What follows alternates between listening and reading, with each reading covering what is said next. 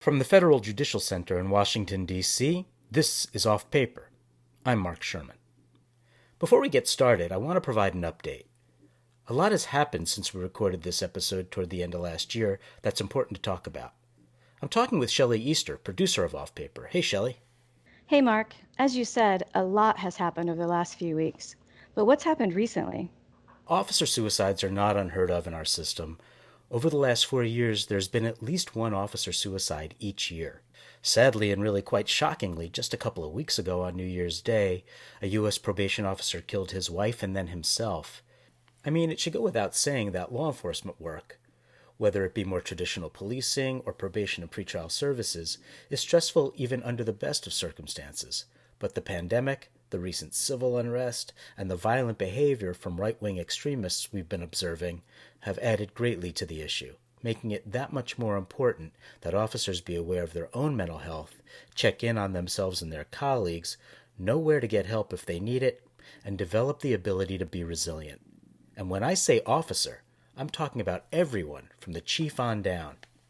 So, Mark, can you tell us a little bit about what today's episode's about? Yep. So I talk with a number of officers about these issues, getting ready for the podcast, and you'll hear from them too, but this conversation is with Melinda Torres Felix, a Supervisory U.S. Probation Officer who chairs the Federal Probation and Pretrial Services National Wellness Committee. We discuss issues surrounding officer wellness and the resources and programs out there to address them. But one of the biggest takeaways, I think, is that it is imperative for officers to know that asking for help for themselves or others is not a sign of weakness and will not hurt their or their colleagues' careers. Indeed, knowing how to be resilient is a competency that can be learned. Well, I'm looking forward to hearing about it. Let's get going. Let's do it. Probation and pretrial services officers' jobs come with a lot of stress. From pretrial investigation and supervision to pre-sentence investigation, officers are exposed to varying degrees of trauma as they read law enforcement reports, interview victims, and assess the criminal and social histories of those involved in sometimes unspeakable crimes. Officers often internalize clients' trauma, which in turn can lead to maladaptive coping strategies and serious physical and mental health problems, even suicide. This is Monica Mannino, Supervisory U.S. Probation Officer in the Eastern District of Missouri and Vice Chair of the National Wellness Committee. Okay, Monica, are you there? I am. Good. Okay. I want to just get your observations about, what's been happening in the system. Why do you think it's become such an issue recently? I think that as a whole, the number of law enforcement officers as well as the number of probation and pretrial services staff that is dying by suicide is alarming. And I think that when you see those numbers, you have to correlate and wonder, is it something to do with the demands of the job? Is it something to do with the ability to take care of yourself or not to take care of yourself? Research has consistently demonstrated that human services professionals like probation and pretrial officers are impacted by the traumatic experiences of those they serve. Do you feel like the job has gotten harder? The amount of programming is different. The amount of responsibility for officers becomes different. I think in our district, just the mere number of pre-sentence investigation reports that are coming down has increased dramatically. I think caseloads are going up. When you're looking at what is required on each case that an officer has, that's pretty demanding. The use of evidence-based supervision practices has dramatically shifted the role of the officer from monitoring client compliance with release conditions to an active agent in the behavioral change process. To do this well, officers must have compassion and empathy for their clients, and they must also have compassion for themselves. As the officer ranks have become more diverse, other important wellness issues have arisen, especially for non-white officers, women, and those in the LGBTQ community. It didn't even dawn on me that I was doing something that would be working against my wellness or my well-being. I assumed I'd always be closeted. Speaking on the entire general population of officers who are LGBTQ. But for me, just being African American male and just being a member of LGBTQ community, those are two separate wellness issues that can be challenging. That was U.S. Probation Officer Tiffany Vega of the Northern District of Illinois and U.S. Probation Officer Johnny Alexander of the Western District of Kentucky. In this episode of Off Paper, we explore what officers, probation and pretrial offices, and the system as a whole need to be healthy and resilient, and what well-being means. I went to the Federal Law Enforcement Training Center and I got certified as a fitness coordinator, and I came back and I was making everyone do sprints and sit-ups and all those things. And I quickly learned that is not what wellness is. It's a part of it. It's part of the 8 dimensions of wellness. That was Melinda Torres Felix, chair of the U.S. Probation and Pretrial Services Wellness Committee. Wellness isn't just an officer issue. Leaders also play a critical role. According to a 2018 report from the Office on Community-Oriented Policing Services at the U.S. Department of Justice, the lack of leadership in law enforcement organizations has perpetuated a culture of silence around mental health issues contributing to fatalities, substance abuse, and heart disease. Here are Chiefs Wade Warren of the District of North Dakota and Melissa Alexander of the Middle District of North Carolina. We have to find a way to get people to understand that prevention is huge, and that, these services are just a way to see, and they're probably a maintenance for us to do the job. Finding a way for it to be a little bit more okay or commonplace, like going to the chiropractor. One of the things I was most excited to see about in terms of the changes to the SF-86 was it says, seeking or receiving mental health care for personal wellness may contribute favorably to decisions about a person's eligibility for employment.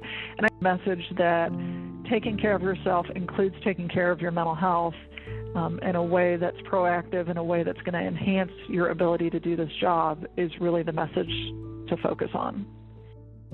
Across the system, many districts are engaging in similar efforts, while at the national level, a robust national committee has been leading overall efforts, all with the support of the Administrative Office of the U.S. Courts Probation and Pretrial Services Office and the FJC. Stay with us. Melinda Torres Felix is a supervisory probation officer in the Northern District of Illinois.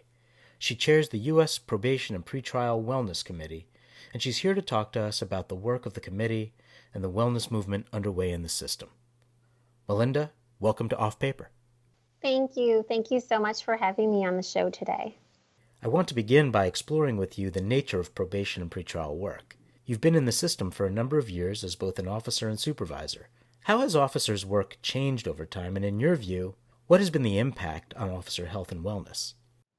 Hi, yes, I have been in the system for over 17 years now, and I started off as a probation officer assistant, moved to a supervision post-conviction officer, worked as a specialist with very challenging caseload, and now as a supervisor. So everything has evolved from the moment that I started working for the system, and all for the better, and has made the work that we do so much more meaningful and impactful. When I first started as a post-conviction officer, you had 60, 70 people, and your job was to see them each month and make sure people were working and follow those guidelines back then. But evidence-based practices have been around for a while, and they came into our system, and we are very fortunate to have these core correctional practices that we can implement and customize our supervision to those that we supervise. But with that, comes new challenges. We're learning new skills, and we are getting a lot closer to those that we serve, and we're customizing that supervision for them. But that means when something happens, if someone is revoked, we take it more personal because we've worked with them a lot closer than we have in the past. So what do you think that means in terms of wellness and sort of managing wellness for managers and leaders, as well as for those who support the probation and pretrial mission in a district? It is our job as peers and as leaders in this agency to foster opportunities to work on their wellness. And you can see that now a lot of districts have wellness programs, and they're hearing the staff, all levels of staff, because everyone is, like you said, faced with new jobs. Essentially, everyone's job has changed, and that's what we do, right? We evolve to be better. So we need to evolve as a system with our wellness and customize what we're doing in district to support the people who are on the line doing that meaningful, impactful work and being leaders of change. So, one of the consistent themes in the literature about issues of law enforcement officer health and wellness has been this culture of fear and secrecy surrounding discussions of officer mental health and mental health treatment, substance use, that sort of thing. Is it true from what you have observed historically in probation and pretrial?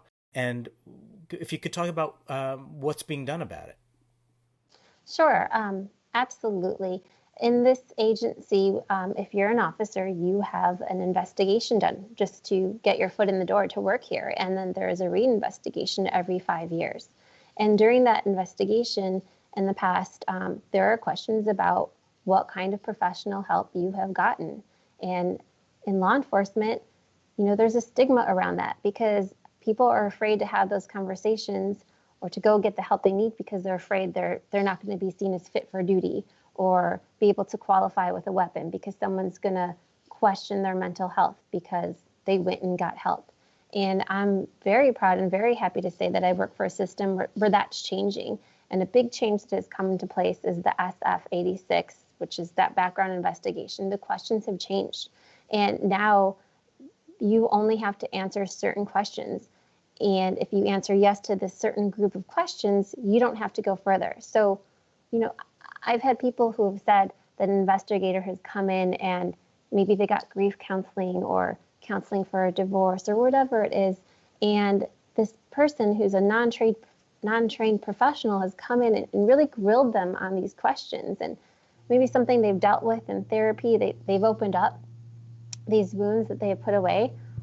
And on the other side, people have not wanted to go and get help because they're afraid that they're going to have to answer these questions, or they've heard these horror stories of investigations and what others have been probed for. And so I'm really proud to work in an agency that has made a systematic change like this. And it's very important in our national committee and in my local committee that this word is getting out there, that people know that this has changed and that, in fact, going out and seeking professional help is seen as healthy and part of the resiliency and the core competency that we should have in this agency. Well, I appreciate your mentioning the core competency because when the Federal Judicial Center was working with our advisory committee on probation and pretrial education, we went through multiple drafts of competencies. What was interesting was that as we were going through sort of the final drafts of the competencies,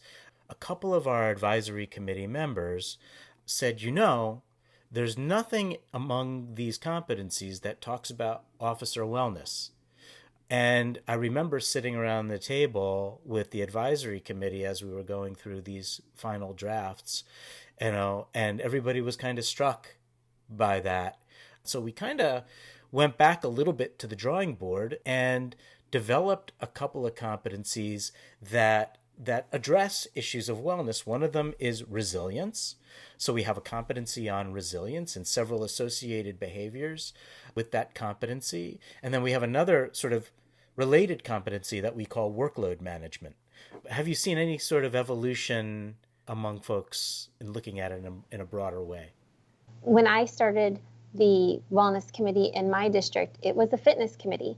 And I went to the Federal Law Enforcement Training Center and I got certified as a fitness coordinator, and I came back and I was making everyone do sprints and sit-ups and all those things. And I quickly learned, and this was 11 years ago, that is not what wellness is. It's a part of it. It's part of the 8 dimensions of wellness, but there's so much more to it. We know that wellness is mind, body, and soul. And so I'm seeing that. I see that in my district. And I'm seeing that across the nation, that people are really digging deeper to provide staff with wellness resources that are going to help, really, really help them at whatever it is they need at whatever level. What's happening at the national level and how both national and district efforts are working together to transform the system. When we come back. How are you managing your health and wellness during this pandemic? And does that question itself stress you out? I'm Jennifer Richter, host of a new podcast episode for improving mental health, increasing personal and professional productivity, and fostering happiness in yourself and those around you. In this episode, I talk with two experts about actionable steps we can all take to face our challenges head on and to achieve a better sense of balance. You can find this episode, Managing Our Health and Wellness During COVID-19 and Beyond, on the COVID-19 Educational Resources page on fjc.dcn. Or if you subscribe to Off Paper through your podcast provider, you'll find it listed as a special bonus episode. 2020 doesn't have to be a throwaway year.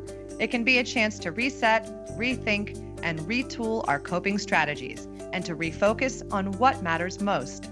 Give it a listen. It might just make your day.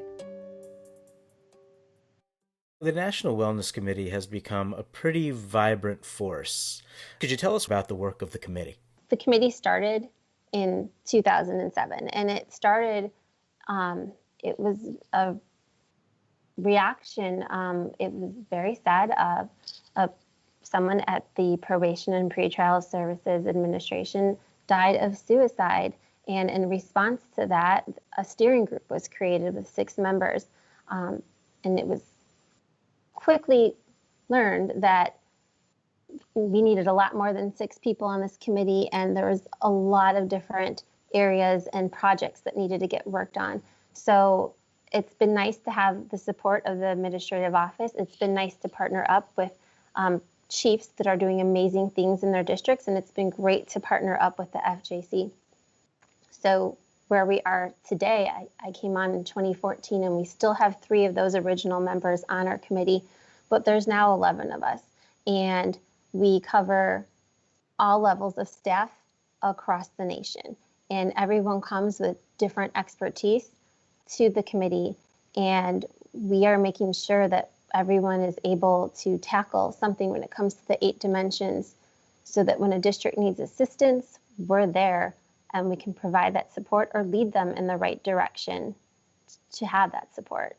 You guys are now involved in multiple other initiatives, and I just wanted to ask you to elaborate on what some of those other things are. Sure.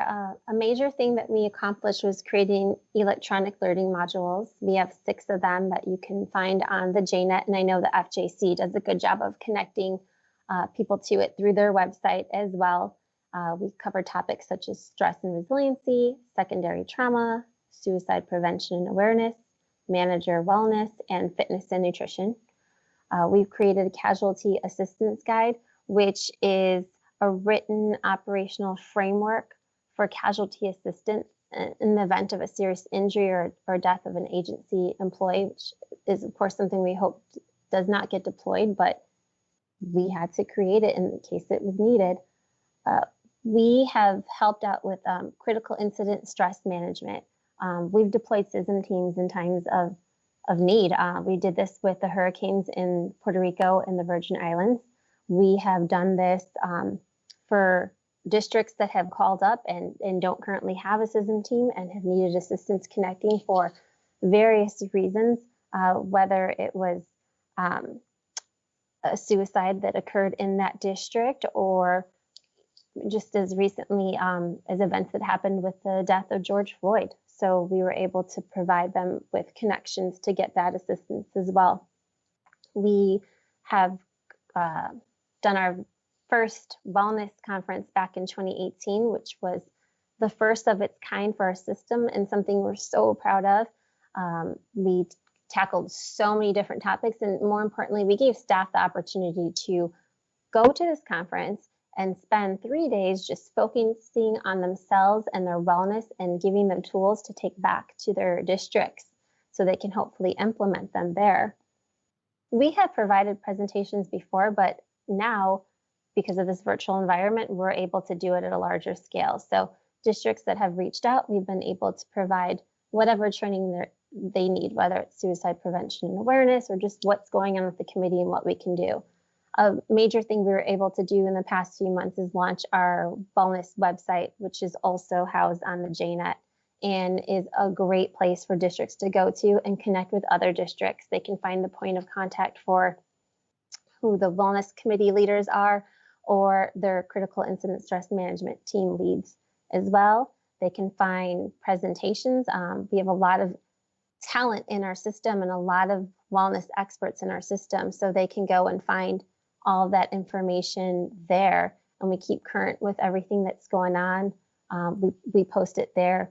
We also have our Wellness Wisdom newsletter that people can subscribe to and get a quarterly newsletter with some information on wellness. And we like to focus the bulletin on what's going on in different districts so that people can kind of get ideas of what's going on and hopefully, bring that back to their districts. This is Monica Mannino, Supervisory U.S. Probation Officer in the Eastern District of Missouri and Vice Chair of the National Wellness Committee. This is one of the things I like the most. Every one of us on the committee has a different topic or category or subject that we are really passionate about. And so we are offering our proposal or our project or our specialty to other districts that we can provide training to them on various wellness topics. So that's offering them free training all about wellness. And also, like in a time of COVID when we're not all seeing each other very often, it can bring some cohesiveness when you're trying to do some of these trainings like that. So that's another thing that we offer, and another place of where we're kind of excited to go is to just build that database as to what we can offer to other districts. In December, this is another thing that's kind of big too for the committee and where we go, but in December, the committee will be trained in peer support. That peer support is going to be specific to probation and pretrial staff. It's going to really equip us with effective peer support program, which we can promote to other individuals. It's going to give us the knowledge and skills necessary to help districts across the country and to either develop their own critical incident stress management team or to be able to deliver some peer support if the organization needs it.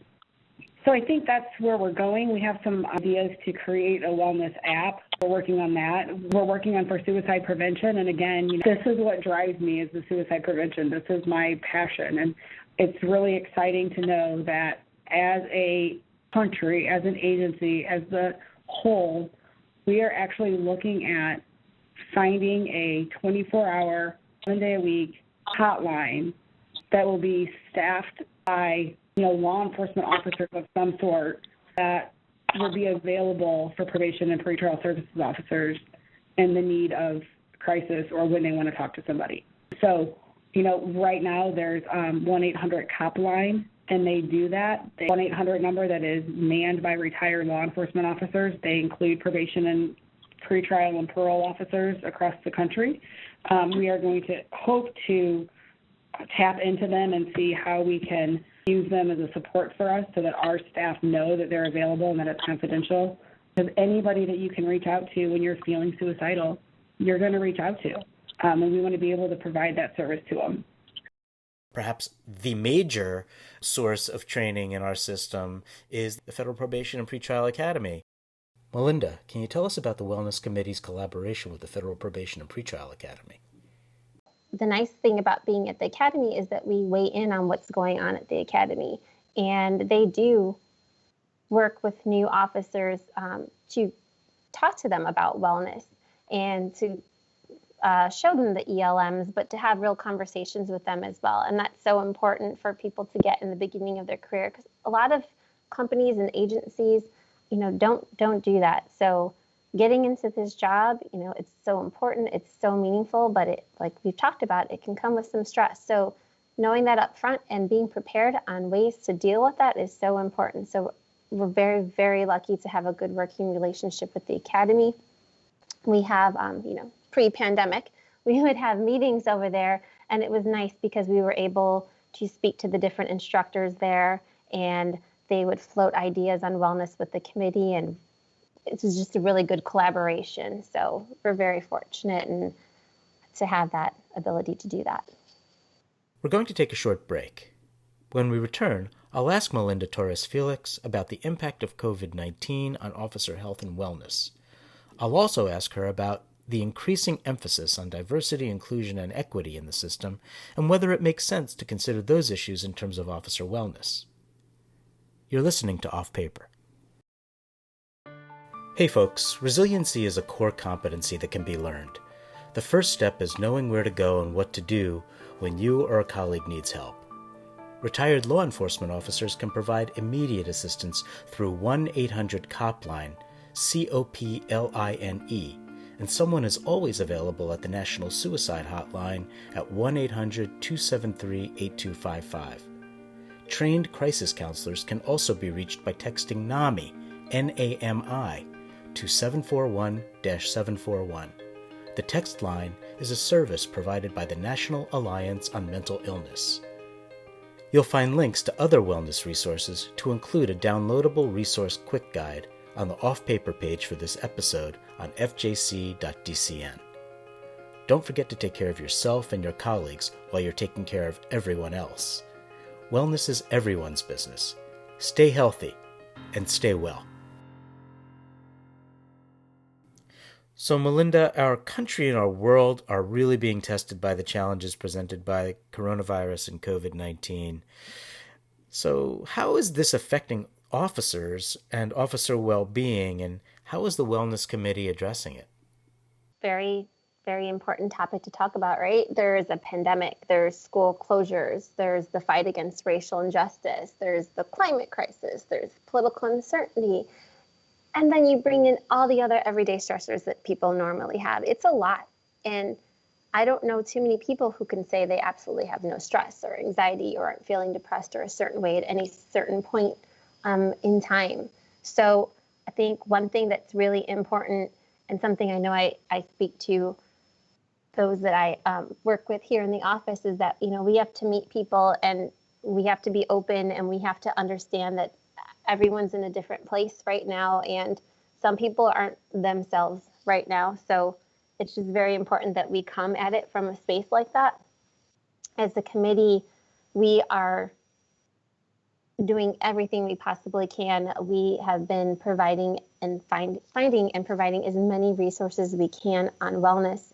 And after the death of George Floyd, we also did the same thing with diversity and inclusion issues and anything around that. We were taking suggestions and bringing them to the administrative office, and they were doing an amazing job of making sure that they were passing that information to chiefs so that chiefs and deputies could have those resources and be able to bring that back. We've also done everything we can to keep the website updated with all of those resources, and that's why it was so important to make sure that the website was launched just right now in this environment, because it was really needed. You sort of ticked off a bunch of different things that are all happening at the same time.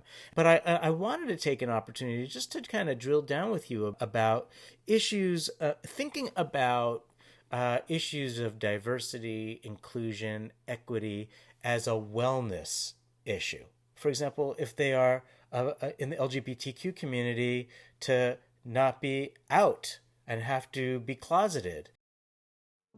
Earlier in the program, you heard the voices of Officers Tiffany Vega and Johnny Alexander. Officer Vega is Asian American and gay. Officer Alexander is African American and gay. Here is some more of what they had to say about their experiences. First, Officer Vega. I entered the system closeted in a pretty conservative part of our country.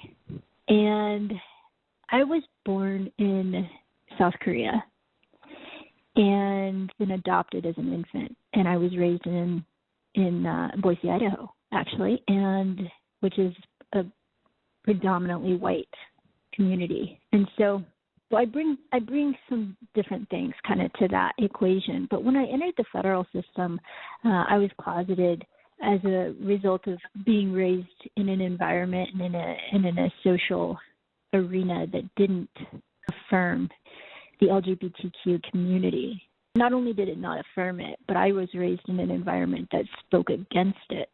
And so as an adult, after struggling to find that identity for myself as a woman of color, I just assumed I'd always be closeted. I wasn't closeted in my personal life. I was closeted in my professional life. And I had no idea. I truly, when I was offered the job and I was going through the hiring process and I started that first year, it didn't even dawn on me that I was doing something that would be working against my wellness or my well-being. It was not even an option for me to think about, let alone act on, to be doing anything else. And so, it was an interesting experience because for those that knew me on a more personal level that also happened to be working in the district, they could see that disconnect, I guess. And so I had, again, one of my early mentors kind of come up alongside me and say, hey, Tiff, what do you think about coming out? And I was just like, oh, I know. I was just like, oh my God, what do you know? I don't, that's not even, why would I do that? And so at that time, I was the only officer of color, and I was the only person that I knew of in the LGBTQ community that was in the district, officer or not. And so I was just like, no, that would be totally putting a target on my back, and that's not something I want. That's not why I took this job. Now, here's Officer Alexander. Experience was unique for me. I'm coming from D.C. at a federal government law enforcement agency where D.C. is a very diverse city. The agency that I worked for was very diverse and inclusive, not just the employees, but just there were actually openly and gay LGBT employees there as well. So when I moved to Kentucky, there's a big difference because it's a conservative state versus D.C. So I was kind of hesitant to, be myself. And at a point, I was just tired of hiding. I just couldn't be closeted because it wasn't me. I wasn't giving my 100% of my true character. So I didn't have any mental health issues, nothing like that, because I always had a support system, but my support system was mainly in D.C., so I would just call them anytime I had any wellness issues as far as, how to connect with folks, to alienating myself as far as being a loner or just not feeling a part of the team. Just, I wouldn't say feeling weird, but just feel inclusive. So I came up to my chief and I said, hey, I think this is a great idea if we develop a diversity and inclusion committee. I think this would be a great way of not just officers learning about the diversity and inclusion amongst the different population and supervision of offenders and defendants. I thought it would be a great opportunity for the officers to learn about the different diversity and inclusion issues regarding involved individuals, but also just employees who may be members of different diversity and cultures. And so, case in point, myself, during Pride Month, I planned a LGBT Watch and Learn session. It was June of 2019, and it was titled LGBT Challenges in the Criminal Justice Population. And so not only I spoke about some of the challenges from just supervising folks, I also spoke on some of the challenges based on what I faced as working as a member of the LGBT community and working with not just employees, but also the system overall. It was well received. And from that point on, I think that gave me confidence and just wanted to be authentic and just totally come out to the district based on that presentation alone. I think being in that room presenting, I think people was open. They were receptive to learning about the challenges amongst the population, and it got some really good feedback. I did get some support from officers who actually came out to me that I did not know. One officer came up to me and said that, she's bisexual. And another officer came to me and said that, she's a lesbian. And so from that presentation alone, I ended up connecting with other officers that became supportive to me. I didn't have any officers in Kentucky, in Louisville exactly, that I could be able to connect to because mainly my support system was in D.C. I'm also an African-American male. So when you're African-American male, for me, and I'm only speaking for me, I'm not speaking on the entire general population of officers who are LGBTQ, but for me, just being African-American male and just being a member of LGBTQ community, those are two separate wellness issues that can be challenging. When I first came to the district, it wasn't that many minorities there. When I first came, it was Deputy Chief was African American, but I was the only African American male there in our office. And then they hired another African male the following year. I was able to connect with an African American officer who was a woman. Is a woman. She was real supportive of me. But, at times when she wasn't at work, I was the only person of color in the office. And so, I felt, a disconnect there because it's kind of hard to be myself. I didn't say that, I wouldn't say that I was walking on eggshells, but it was kind of hard to make that connection. Melinda, how is the Wellness Committee addressing these types of issues across the diversity, inclusion, and equity spectrum? If people can't be their authentic self at work and bring who they are to work in a safe and accepting environment, it's absolutely going to affect their wellness. And we know this. The research shows us this. As a committee, we are always trying, again, to touch on all the aspects of wellness. But after the death of George Floyd, committee members reached out and started having those conversations and being real and being honest. And it was through those conversations that we talked about what can we do and what can we do to support others in the system who may be feeling this way or any certain type of way, and how can we be part of the change. So we definitely made sure that we could find all the appropriate resources that we could find and make sure that we were sharing those with different leadership teams and offering our opinions. And we had conversations with the administrative office about how we felt and what we felt needed to be done. And we were heard. We were definitely heard. And the administrative office is working on all those things right now. And there's been various panels and conversations I've sat on where this comes out. This topic comes up, and I think it's very important that it's addressed and talked about. And again, people are able to listen and hear if that's what they want to do, but also for those who want to speak and be heard, for them to be able to do that as well. And this is the great thing about our system is that, we're able to take these things and bridge them with other areas. So speaking in my district, I'm very fortunate to have a really progressive diversity and inclusion committee where we are tackling on the subjects that hadn't been talked about before, but should have. And we are making sure that people are feeling respected and included and that they can be themselves at work. And for those who want to listen, that's great. And for those who want to talk, we want to hear what you have to say and what can we do to make things better. What do you think the committee would like officer wellness to look like in 5 years from now or even more?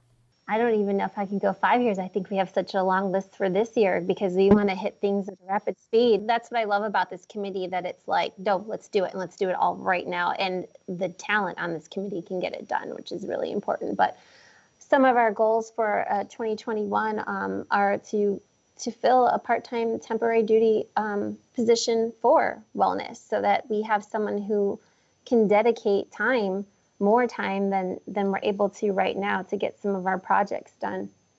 We're researching and thinking about developing a wellness app so that we can empower staff to take control of their own wellness. We are always wanting to, whether this is 1 year or it's going to be something every year for the next billion years, we're always wanting to increase suicide awareness among staff. We're seeing what we can do to provide more resources with that. We were supposed to host our second annual conference, which got canceled or postponed because of COVID. So we're working on that, and we are working on doing a winter wellness workshop virtually because we hope to not be in this environment still this winter, but we're facing the reality that just might be the case. We want to continue to support the inclusion of language in the judiciary strategic plan that underscores the judiciary's commitment to health and wellness of staff. We want to expand our resources. We want to provide training to local districts on the various wellness topics surrounding the 8 dimensions of wellness. And we are working on some more certifications for members of the committee so we can continue to evolve and provide the best services to districts in the nation. Before we go, you had mentioned the work that the committee is doing on suicide prevention. And that's an issue in our system. We recently lost an officer. And so to the degree you can describe some of the work that the more work the committee wants to do on the area of suicide prevention, I think that would be helpful for folks to hear. I think for the committee, it's really important to not be reactive, but to be proactive. When it comes to suicide prevention, you don't know who you affect. You don't know what you say that might have just changed that one person's mind. And so that's why it's so important, why we're so passionate about getting as many resources as possible and speaking to everyone that we possibly can and providing a place for people to feel valued and heard and know that we care and to help them not make that decision. So it's a focal point.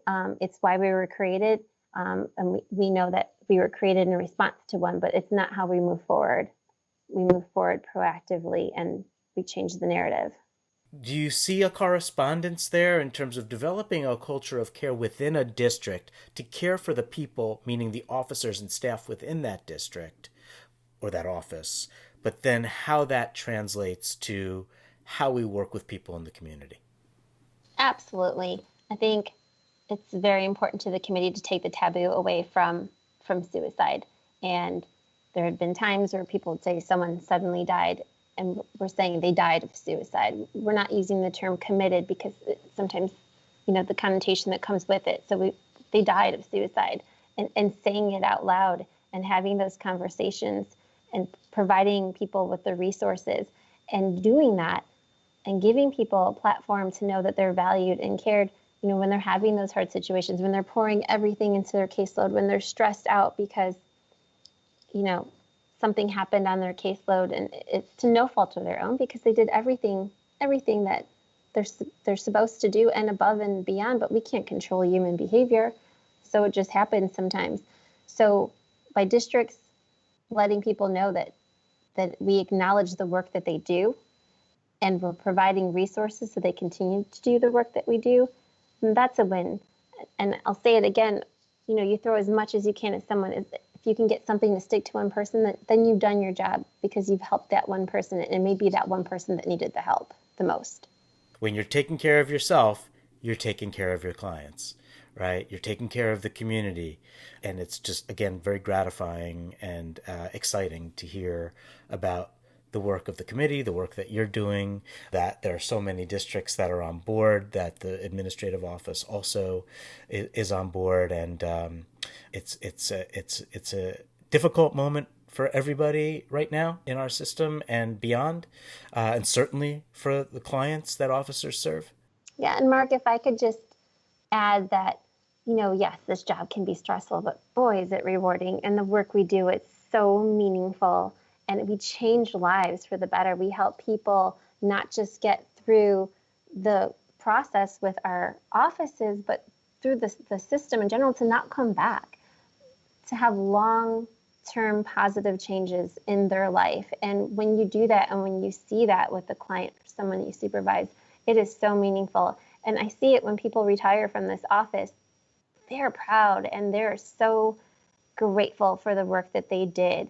And so, it's important to note that this job is got so many positives, and it is so important and so impactful. And we, as staff members, as officers, whatever your position is in the agency, wellness is your responsibility, and you have to take ownership of it and take advantage of the resources that are out there. Because what's the point if they're there and you're not utilizing them?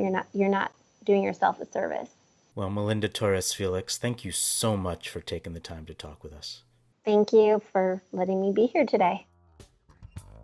Off Paper is produced by Shelley Easter. The program is directed by Craig Bowden and edited by Chris Murray. Our program coordinator is Anna Glachkova. Oh, and here's a reminder. If you're a U.S. Probation or Pretrial Services officer, take a few minutes to check out the wellness resources available on the Probation and Pretrial Services section of the JNet.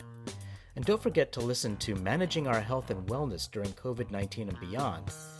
You can find the program on the fjc.dcn COVID-19 Educational Resources page. I think you'll like it.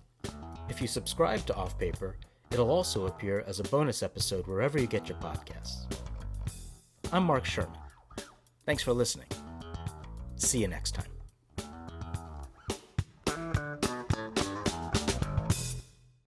This podcast was produced at U.S. taxpayer expense.